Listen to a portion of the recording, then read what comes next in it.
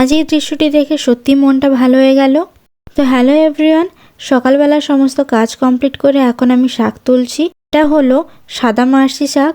আর এই শাক গাছটা দেখো একেবারে দেওয়ালের গা ঘেঁষে হয়েছে। আর এটা কিন্তু লাগানো হয়নি, নিজে থেকেই হয়েছে। প্রতিবার কেটে দেওয়া হয়, তারপর আবার নতুন করে কচিয়ে যায়। তো শাক তোলা শেষ করে এখন রেডি হয়েছি দোকানে যাওয়ার জন্য। আর আজ আমাদের এখানে রেশন দেওয়া হচ্ছে, তাই মা আমাকে রেশনের কার্ডগুলো দিয়ে গেল রেশন ধরে আনার জন্য।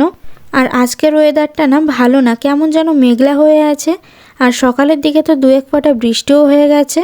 তারপর রেশন দোকানের লাইন দেখে আমি আবার দোকানে এসে বসে পড়ি, আর সাথে কাকুর ভূমিহীনের ফর্মটা ফিল আপ করে দিই।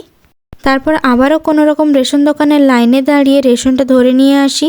তারপর বাড়ি গিয়ে খেয়ে দিয়ে রেডি হচ্ছে কাকদ্বীপ যাওয়ার জন্য।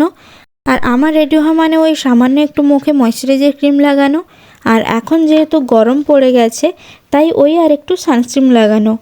তারপর ঠোঁটে একটা সুইস বিউটির লিপ বাম লাগিয়ে নিলাম। আমার কমপ্লিট।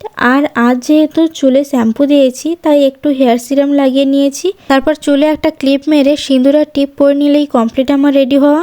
আর আজকের সাথে একটা ছাতাও নিয়েছি। আজ যা ওয়েদারের অবস্থা, রাস্তায় যেতে না যেতে আবার বৃষ্টি না চলে আসে। আর সত্যি সত্যি এদিকে বৃষ্টি চলে এসেছে, কিন্তু এই বাস এখনও আসেনি। তো ওই দেখো আমার বাসও চলে এলো। আর তারপর বাসে করে পৌঁছে যাই কাকদ্বীপে।